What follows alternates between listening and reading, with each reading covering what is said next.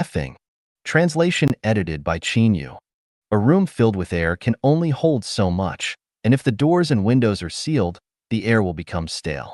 However, if there are windows on the north and south sides of the room, and they are opened, fresh air will continuously flow in and out. The larger the windows, the stronger the flow of energy. Can this fresh air ever be exhausted? Never. It is inexhaustible. A businessman's secret to making money lies in the rapid circulation of his capital. The faster it circulates, the more money he makes. The slower it circulates, the less he earns. If he holds onto it tightly without letting it circulate, that capital becomes dead, and not a single penny can be earned. A beloved singer earns respect and honor by continuously performing for people. The more they sing, the more honor they receive, and the more they sing, the more active their artistic selves become, leading to ever-improving skills. If they stop singing, their artistic talent diminishes, and they gradually fade from people's memories, eventually falling into obscurity. Wise people are those who continually dedicate their wisdom to others and society. The more they give, the faster they give, the more their wisdom grows, becoming increasingly perfect. The more they release, the more they gain. The more they give, not only does their wisdom not diminish, but their wealth of wisdom actually increases. The more one labors and exercises, the stronger, more energetic, and more vibrant their body becomes. The less one moves and the more they indulge, the weaker their body, the worse their spirit, and the more fatigue they feel. Therefore, the secret to acquiring infinite energy lies in all-encompassing release. The material world and the non-material world operate under opposite laws. From a material perspective, the more one releases, the more energy decreases. But from a non-material perspective, the more one releases, the more energy increases. When Jesus was in the human world, he continuously released, and as a result, the energy he gained was unprecedentedly immense. The same was true for Buddha. Many people in the human world are constantly taking but are stingy in releasing. In the end, they gain nothing and have no energy. The more you give, the more you gain. If you are unwilling to release anything, the result is energy depletion. Jesus revealed this secret to us. For whoever has, more will be given to them. And whoever does not have, even what they have will be taken from them. The more you give, the greater the reward. The less you give, the more you will lose even what little you have. The greatest creator's energy is infinite and inexhaustible. When our soul connects with the greatest creator's spirit, we are actually connected to an ocean of energy, and we possess endless energy. Half an acre of square pond looks like a mirror. The light of the sky and the shadow of the clouds linger together. Ask the canal how it stays so clear, because there is a source of living water. By accepting the endless stream of living water from the source and letting it flow out, the small pond will forever remain pure and fresh, eternally reflecting the light of the sky and the shadows of the clouds. We are in the way of the greatest creator, and every day we absorb the revelations of the greatest creator's Tao. Our wisdom is constantly growing, and the fresh living water flows continuously in Life Genuine. At the same time, we are building Life Genuine by releasing our wisdom. The more wisdom we release, the more wisdom we will gain, exponentially increasing. The wise have said, a hospitable person will never be poor, a thief will never be rich. The more guests you entertain, the wider your sources of wealth will be. The more you sneak and steal, the narrower your path to wealth will be, and you will never become truly rich. Every day, the Chanyuan Celestials offer the gems they find to Life Genuine to entertain the Chanyuan guests. Have we become poor? Has our wisdom diminished? No, not only has it not diminished, but our spirit and soul have become increasingly abundant, and our path has broadened. If I may speak from experience, I release myself daily by writing articles. Have I become poor? No, I have become richer. First, the Oceans of Wisdom in Preaching Tao chapter, the Non-Material World chapter, the Attainment of Buddhahood chapter, Celestial Cultivation chapter, Wisdom chapter, and other texts are endless. Advanced self-improvement, advanced cultivation, the mysteries of life, advanced health preservation, and other yet-to-be-published wisdom reside within me. I am probably one of the richest people in the world. Additionally, the The number of Chanyuan celestials is growing, and they are all my brothers, sisters, family, and loved ones. If one day there are 10,000 Chanyuan celestials spread across the globe, my living space will span the entire earth, and I will have homes everywhere. Do you think I am wealthy? Following this reasoning, every Chanyuan celestial has this blessing and is expanding their territory of free living. Just working towards this realistic ideal is worth it. The more you give, the richer you become, not to mention the Life-Chanyuan era and the journey to the Celestial Islands continent. Many people are unwilling to give, selfish, stingy, and unwilling to release even a little energy for the construction of Life-Chanyuan. Have they become rich? I think they are as poor as can be, pitifully desolate, and their final outcome is likely to lose even what they have. Some may secretly rejoice, thinking they can continuously absorb the wisdom of others without giving, profiting from nothing, and making a fortune with no capital. In reality, this is foolishness that blinds their spirit. The world doesn't work that way. When life transforms, judgment is not based on how much one has acquired, but on how much one has given. The so-called hidden dragons and crouching tigers, the so-called reclusive sages, are actually some of the most foolish idiots. If stealing could make one rich, everyone would steal. Who would still be willing to create? Those who feel proud of themselves but lament that no one understands them are, in reality, selfish and self-centered individuals. If you don't give and only calculate your own small benefits, how can you not feel lonely and isolated? Therefore, you must give, you must release. The greatest creator is constantly releasing his energy without ever desiring to possess anything. Who in this universe could be more affluent than the greatest creator? Don't let immediate benefits blind your eyes. Don't let secular values control your spirit and soul. Boldly love those who are worthy of love, and dedicate all you have to those who pursue truth, goodness, beauty, and love, to the brothers, sisters, family, and loved ones in Life-Chanyuan. In doing so, you will receive abundant rewards in the end, karmic rewards beyond imagination. Let us continuously spread the teachings of Life-Chanyuan, inviting the guests of Chanyuan to join in the construction of Life-Chanyuan and the creation of the Life-Chanyuan era. As long as we contribute a little, release a little, we will experience the joy of giving, and the merits we accumulate will be embedded in the structure of our life. That will be our ticket to ascend to heaven, the foundation of transcending the mundane and transforming our beings. It's not about recognizing quality. It's about comparing quality. Everyone can compare and feel for themselves the immense value of Life-Chanyuan. 人生的三大追求, the three major pursuits in life. Xiefeng. Translation edited by Qin Yu.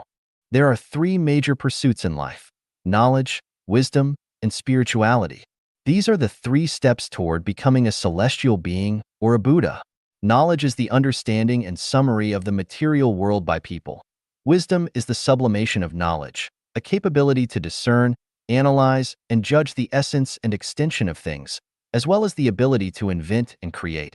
Spirituality is the sublimation of wisdom, an ability to communicate with the non-material world. As people interact with the material world, they gradually discover certain laws and gain true insights and experiences during productive practices. These laws, insights, and experiences form the body of knowledge. The purpose of going to school is to quickly master the knowledge accumulated by predecessors without having to experience it all firsthand. Therefore, in elementary schools, middle schools, and universities, what one learns is knowledge. Whether one attains a bachelor's, master's, or doctoral degree, what is acquired is knowledge. Knowledge is not a capability but a prerequisite and foundation for acquiring capability. A person with abundant knowledge is worthy of respect because, with rich knowledge, one transcends primitive ignorance and lays the foundation for advancing towards civilization. Therefore, the pursuit of knowledge is the primary task in life. A person without knowledge is unreasonable, hard to educate, and unlikely to achieve anything. Teachers in universities, middle schools, and elementary schools possess knowledge. Experienced workers and farmers have knowledge. They are the main mediums for passing on knowledge. Nowadays, computers and the internet are also mediums for transmitting knowledge, as are books, articles, images, videos, television, CDs, and so on. However, possessing knowledge does not mean that one has capability.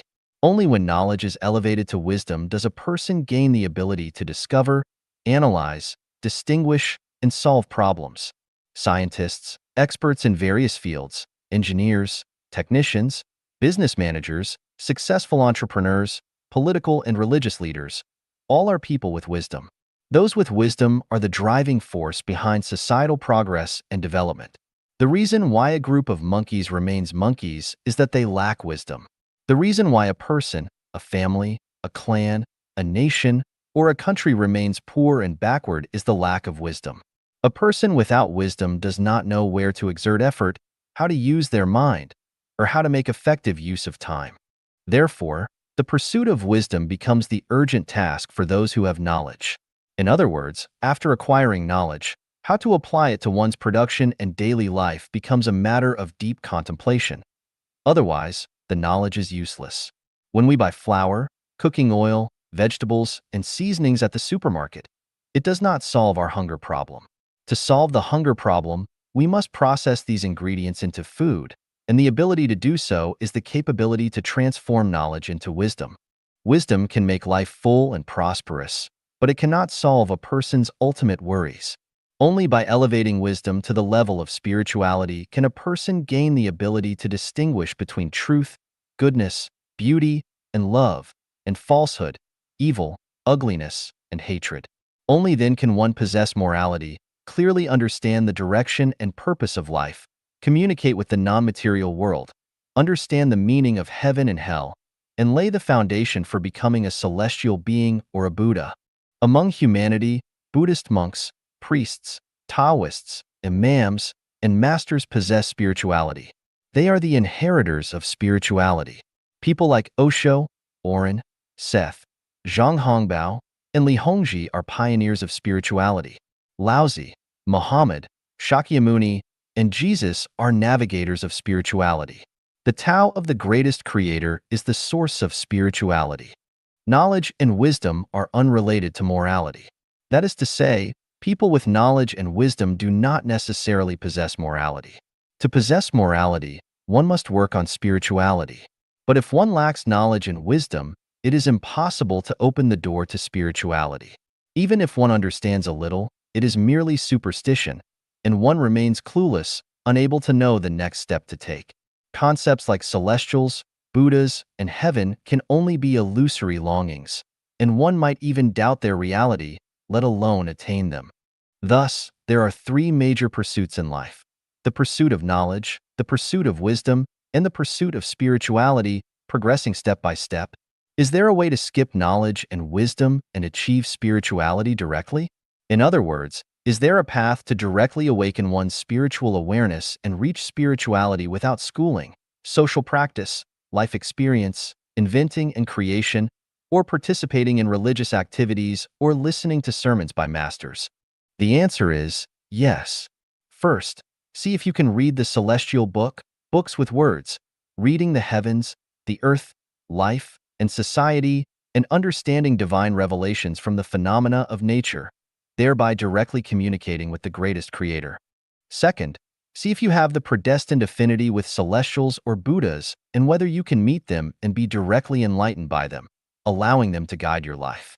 If you can fulfill either of these two conditions, even an illiterate person can attain spirituality and thus achieve the qualities of a celestial being or a Buddha, not to mention those who possess knowledge and wisdom. A person who often contemplates the ultimate goal of life is more likely to attain enlightenment and spirituality. Those who often wander in life genuine will accelerate their steps towards spirituality. 表象与本质, appearance and essence. 写法. Translation edited by Qin. Appearance refers to the surface phenomena of an object, which belong to its material structure. Essence, on the other hand, refers to the true nature of things, belonging to the object's non-material structure. For example, the 7 orifices, hair, limbs, bones, internal organs, etc., are the appearance of a living being, while thoughts, consciousness, mind, and soul are the essence of a living being. Similarly, the mountains, rivers, animals, plants, and weather of the earth are its appearance, while the laws, deities, and other forces that cause these appearances are the essence of the earth. Appearance and essence are two aspects of a thing. They are complementary and form a unified whole. Therefore, the appearance of something truthfully reflects its essence. The appearance changes with the evolution of the essence, and the essence reveals its true nature as the appearance changes. Hence, to understand the essence of a thing, one needs to start with its appearance. By seeing through the appearance, one can recognize the essence. No matter how varied the appearance may be, it still reflects the essential characteristics of the thing. If one fails to see the essence of something through its appearance, it is not because the appearance is misleading, but because of negligence in observation, insufficient data collection, or bias in analyzing the phenomena. In bewilderment, Jiawa Celestial asks, can the appearance and surface phenomena of things reflect the truth or falsity of the inner essence of things? My answer is yes, absolutely. The reason why a person feels pain inside but shows a smile on the outside is due to a temporary distortion of their true nature, reflecting the essence of human cunning. This is not the original nature of a person, but a devilish technique learned later in life. When a child is hungry, they cry. Their appearance and essence are perfectly unified. However, in certain situations, even if an adult is very hungry, they might say they are not hungry at all or show no signs of hunger. This is a phenomenon where true nature has been distorted, a result of improper education and a sign of humanity's decline. Although a person can lie and disguise their true nature, causing others to be misled, with careful observation, their essence can still be discerned from their appearance. By analyzing their speech, behavior, complexion, expressions, and actions over time, one can perceive their true nature. A person can deceive for a time, but cannot deceive forever. A person can deceive some people, but cannot deceive everyone. A person can deceive humans, but cannot deceive deities. Even if someone extremely cunning and treacherous deceives everyone at all times, they cannot deceive themselves. Therefore, their overall appearance still reflects their essence. Humans can continually learn from experience and discover laws from countless appearances. Once it is found that appearance does not match essence, it is possible to understand the alienation of the essence from this discrepancy. Although lying may seem to cover up the essence, it actually truthfully reflects the essence after human nature has been distorted. Buddhism teaches us to recognize our mind and see our true nature, while Taoism teaches us to return to simplicity and truth. The idea is for our appearance and essence to perfectly integrate, so we can become celestial beings and achieve Buddhahood. 给自己的人生定位 Positioning your life. Xiefeng. Translation edited by Qin Yu. An ancient saying goes, people aim for higher ground, while water flows to lower places. To this day, I still don't understand where the higher ground is and where the lower places are. The earth is suspended in space, so how do we distinguish between high and low places? If we leave people behind and gradually shrink the earth until it becomes non-existent, everyone would be standing foot to foot, so whose head would be facing down? This is a question of thinking, not one of height or direction. It's much like the ancient belief that the heavens are round and the earth is square, or the sun revolves around the earth. Leaving aside where the water flows, let's talk about people aiming for higher ground. Where exactly is this higher ground? In popular terms, the vast majority of Chinese people understand this higher ground as getting an education, becoming an official, making money, bringing glory to their ancestors, and bringing honor to the country. Look at Chinese history and then examine China's current situation. The core essence of this higher ground is becoming an official. Even if one is a minor official, his position is still considered higher than that of common people.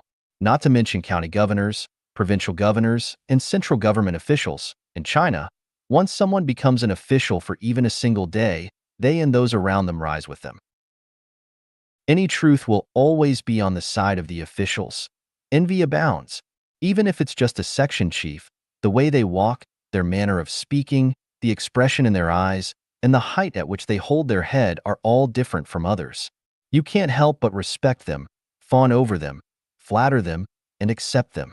So, without a doubt, the so-called people aim for higher ground has had its mystery uncovered. It's all about striving to become an official, running for office, trying to be an official, and holding on to that position. All other pursuits are inferior. Only becoming an official is high. What do scholars amount to? Aren't they just there to serve the officials? What does money amount to? If you don't curry favor with officials, who knows when that money might end up in their pockets? I wish everyone could be an official, even a high-ranking one, but unfortunately, even if a 30-person unit has 10 deputy section chiefs, the majority will still be common people. If we set our life's goal on becoming an official, we might never find peace in this life. Telling lies, speaking in empty words, making grandiose claims, deceiving and betraying each other, scheming, and covering things up will become routine. The saying goes, real men have to be ruthless. One can't be an official without deceit. Not taking bribes is a waste, with shifty eyes.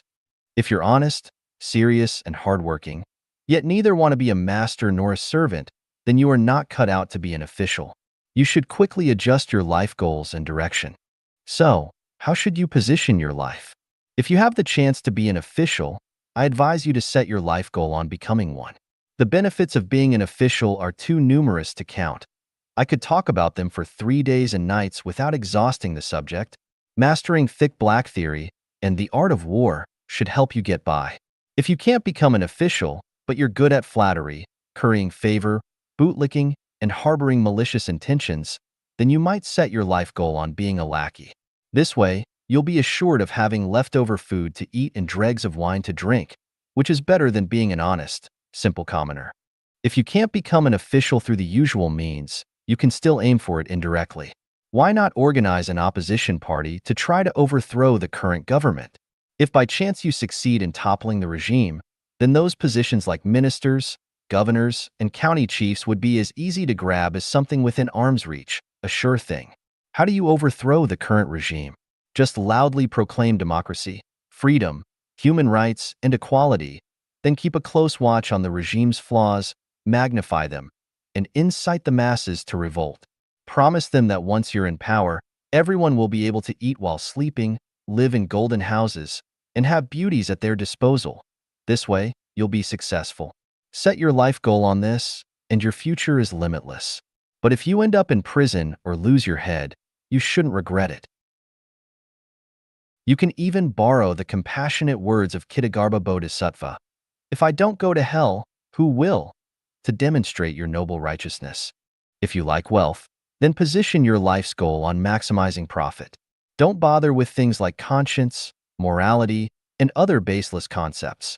When running a business or company, not only must you use your sharp mind, but more importantly, you must maximize the exploitation of your subordinate surplus value. Marx has already elaborated deeply on surplus value. You just need to use it in reverse, and you should be able to make money. Of course, relying solely on surplus value carries risks, so you must focus on 3 areas. 1. Surplus value. 2. Local government and party leaders. And 3. Local thugs. What does this mean? It means you need to oppress and exploit your workers, cozy up to local leaders, including those at the tax bureau, and maintain ties with local gangsters. As long as you have a few tough guys under your command, not only will the common folk not dare to oppose you, but even officials will think twice before acting. If you don't have such abilities, you can still exploit legal loopholes and corruption. If you mortgage a property and get a loan of $100,000 from the bank, don't spend it recklessly. Spend it all on the officials. This way, you can get $1 million more. Spend that on the officials again, and from then on, the sky's the limit and the sea is wide for you to leap. You could grab land, drive out the original residents, and sell the land for a profit. If that doesn't work, persuade the officials you've bribed to sell you a government enterprise at a low price, flip it, and you'll have a fortune. If that doesn't work, you could always counterfeit liquor or medicine, or rebrand cheap goods with famous labels and sell them for a profit. Or lure rural girls into the city, intimidate them into doing whatever you want, and just make sure you keep the local thugs happy. As long as you pay them off from time to time, no matter how policies change, you'll keep making money. There are endless ways to make money as long as you're clever. If you don't want to dream of being an official or getting rich, you could set your life goal on becoming famous. Birds leave their song and people leave their names. To be famous throughout history, to leave a lasting legacy, is not a bad goal. Even if you end up being cursed for eternity and your name becomes synonymous with infamy, at least you've left a mark. Why not? There are many shortcuts to fame. In today's information age, not only are there countless newspapers, magazines, and books, but TV and radio networks are also interwoven, and the internet is booming. There's a saying that goes, all the world's writing is a patchwork. It's all about how well you can piece it together. With a little organization and elaboration, borrowing bits from here and there, a scholarly paper can be produced in days, and a book can be finished in months. With a little help from your friends in the publicity department and some promotion by big-name celebrities, scholars, and experts, you can quickly rise to fame. Why care about the old saying, if words are of no benefit, speak less? Let's become famous first. Don't bother with original creations. It's too hard. Racking your brains and exhausting your mind is one thing, but dealing with your wife and kids' complaints is another. If, after all that effort, you find that your work was already considered trite, that's a disaster. If no one reads your articles and your books don't sell, you'll be left giving them away for free on the streets. Aside from a few cheap compliments from friends and relatives, you won't gain much fame, and it's just not worth it. To become famous by writing articles, the best trick is to criticize. Criticize ancestors, criticize predecessors, criticize celebrities, criticize government officials, and even criticize your parents. This way, you'll quickly gain recognition. As for the consequences, don't worry about them. Get famous first. In China, the best targets for criticism are Lu Xun, Mao Zedong, and Hu Jintao. Such articles are sure to grab attention. If you don't like that approach, I have another trick for you. Collect strange theories, odd stories, unorthodox methods, gossip, and idle talk from travelers, compile them into a book, and it's guaranteed to be a bestseller. Or, why not strip down and parade around the streets? Who knows, you might even get on TV or go viral on the internet. Fame is so easy to achieve. Isn't this a fast-paced world? If someone can get rich overnight, why can't we become famous overnight? To stand out, you need to use unconventional methods. Didn't they say, nothing in the world is difficult for one who sets his mind to it? If you're determined to be famous, why worry about having no path to follow? If you do not wish to set your life's goals on becoming an official, accumulating wealth, or gaining fame, why not start a gang? If you succeed, you can live a luxurious life, enjoying food, drinks, and power. As they say, heroes get the beautiful women, and you might even have a few ladies fawning over you. How glamorous and carefree. Of course, your freedom may be somewhat restricted. You might get a knock on your door in the middle of the night. But as the saying goes, if you don't risk your life, you can't catch the wolf. Or, if you're afraid of dirtying your pants, you won't reach the roof. Just go for it, and if things don't work out, so what? After all, in 18 years, you'll be a hero again. Not interested in all these? Why not set your life's goal on creating a religion? Today, religious freedom is globally upheld. Even the United Nations doesn't interfere. Whoever interferes with religious freedom will surely face consequences. So what are you afraid of? Chinese culture is rich and profound, providing endless material to draw from. All you need to do is create some kind of mystical method or cultivation practice. People are afraid of death and long for prosperity, longevity, and immortality. If you can convince them that your practice can cure diseases or extend life, they will flock to you. When the time is right, with election freedom, you could even turn your practice or belief system into a political party, with the potential to compete for the chairman or president. What? Creating a new religion is too difficult? Come on, my friend. If starting a new religion is hard, then why not start a sect? There are hundreds of Christian denominations and Buddhist sects. Just familiarize yourself with some scriptures, and with the right banner, you can immediately establish a new religion. What? The government won't allow it? Well, why not create a house church? As long as you hold onto the scriptures and fly the banner of God, Christ, or Buddha, you have religious freedom. International religious organizations will even cheer for you. As for what you do, who has the time to investigate in detail? What? You're worried about answering people's questions or explaining the scriptures. My dear friend, How many people today can truly explain the scriptures? Most just copy and paste from various sources and get by. Can't you bluff your way through as well? Don't like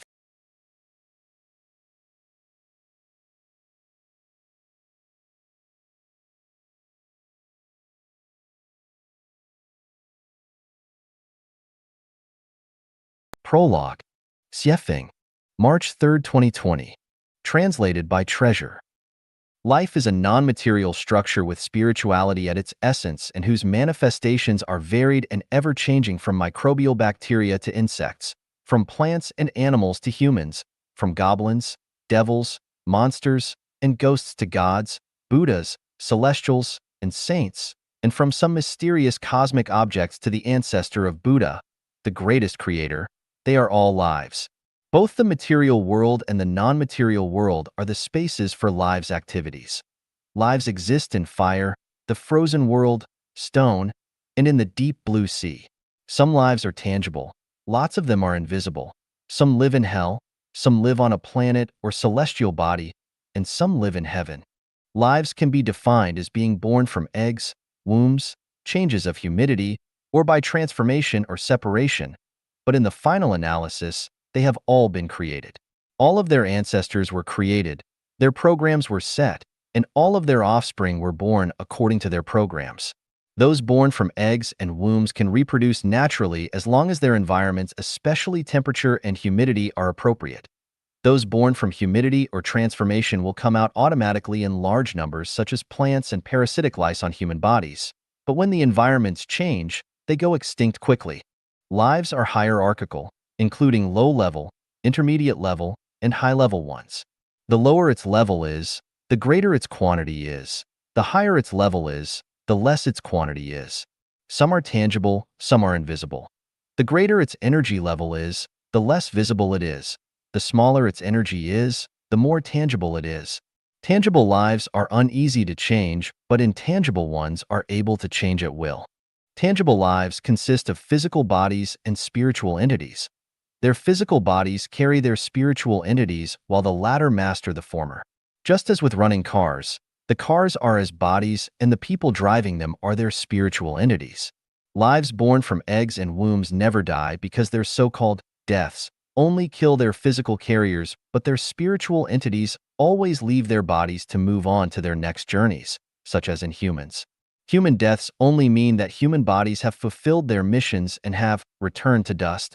Their real lives will either ascend to heaven, return to the mortal world, reincarnate as animals or livestock, or fall into hell.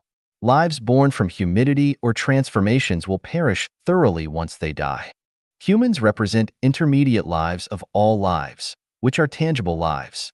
Some life forms are superior to humans, such as the ancestor of Buddha, the greatest creator, such as gods, Buddhas, celestials, devils, goblins, spirits. Of course, there are many lives lower than humans, such as wild and domestic animals, plants, microbes, and so on. Life forms can change, but whether they do so or not depend on their non-material structures. As their structures change, their forms change. If their structures remain unchanged, then so do their forms.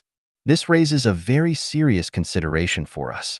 By being careless, human life structures can degrade to those of animals such as dogs and pigs, but by being careful, those same human life structures can elevate to those of goblins, spirits, celestial beings, or Buddhas. Once born into this mortal world, humans change every day. How one changes depends on their consciousness, and what one eventually changes into depends on the state of their immediate, pre-death consciousness. If one possesses a celestial's consciousness at that moment, then they will go to the fairyland world. A human consciousness, they will return to the human world. In an animal's consciousness, they will fall to the animal world. Human lives are not easy to attain, and their survival is hard. We need to rank the study and exploration of life's mysteries as our highest priority. Those who regard money, power, status, reputation, and beauty as their highest priorities cannot unseal their spiritual perception and will remain ignorant and confused forever. It is only by unsealing one's spiritual perception that they can understand the mysteries of life, and only by understanding those mysteries can one transcend to a higher life space. There are 8 mysteries on life, and those whose spiritual perceptions have been unsealed need to explore and seek.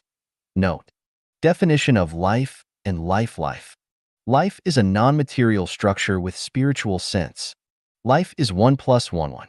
Life is composed of two parts: the intangible spiritual entity and the tangible body. The intangible spiritual entity mainly refers to the thought, consciousness, spirit, and soul, and etc. The tangible body mainly refers to the full flesh body where the soul is attached. Life. Life is just a journey of life in this world. The traveler is issued a single-entry visa with the traveling dates specified. The origin of life.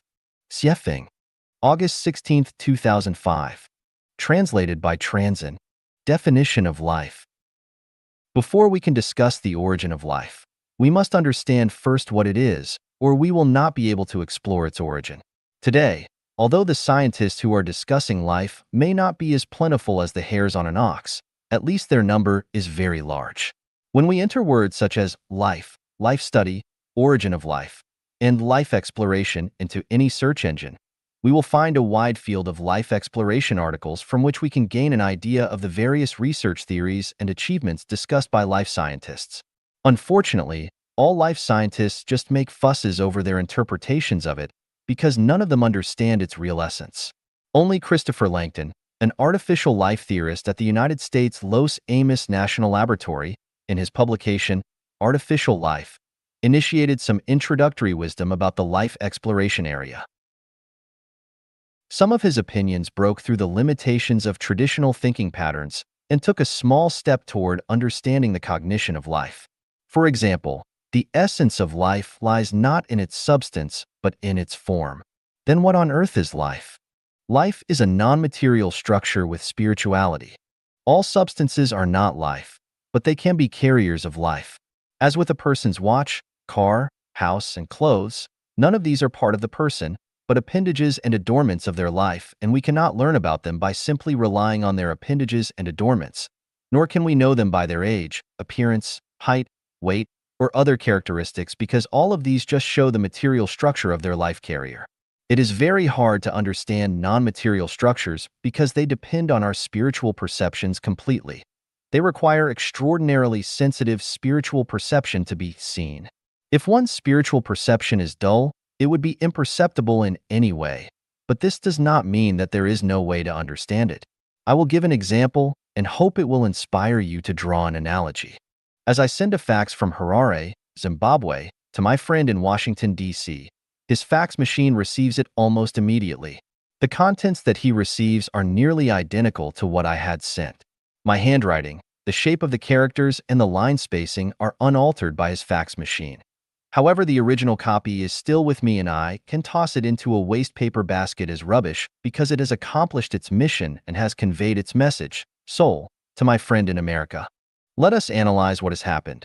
The origin copy never left my room, but my friend received the fax instantly, and only the paper and ink, the carrier of the information, has changed.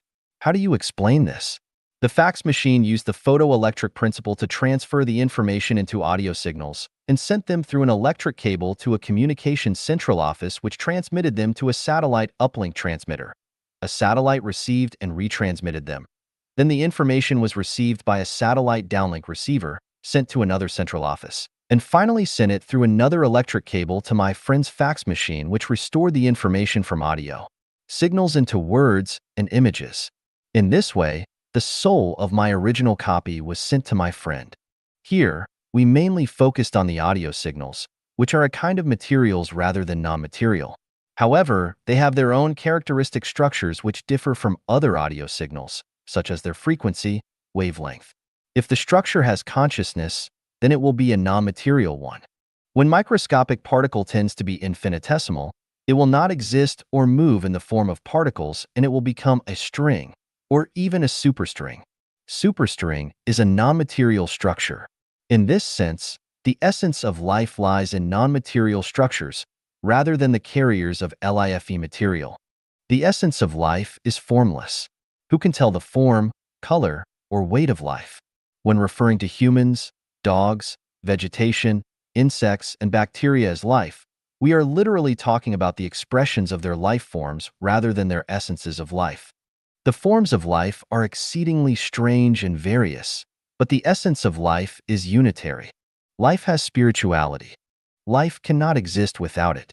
Living people can walk, talk, breathe, eat, drink, and blink their eyes, but only until they die and their bodies lose their spirituality. Can we call a cadaver with no spirituality a human? Of course not. Thus, flesh is life when it has spirituality, but it is just a cadaver after it loses it. A stone can be called a life when it has spirituality, but it is only an aggregate of material elements after it loses it. A tree can be called a life when it has spirituality, but it is only a piece of wood after it loses it. A car can be called a life when it has spirituality, but it is only a heap of waste iron after it loses it. A statue can be called a life when it has spirituality, but it is only a heap of dried mud, plaster, or metal after it loses it. Any material object might be a life, or may only be an aggregate of material elements, depending on whether it has spirituality at the particular temporal time and space. Life is a non-material structure rather than a material one. Every material has a structure, even if it is only a molecule, an atom, a particle, or a string. As long as it is material, it will have a structure or particulate sequence. However, the structure of a material does not imply that it has life. A cup may have a structure, but it is not a life unless it has spirituality. What are non-material structures? I ranked the non-material briefly when I talked about the negative universe in describing the universe. They include time, space, thinking, consciousness, mind, spirit, beliefs, order, spell, dharma, and soul. These are all non-material. Do non-material entities have structures? Yes, they do. Spells used in witchcraft are structures. Prayers in Christianity and Islam are structures. Lections read by Buddhists from their hearts and mouths have structures. Everybody's thinking are structures.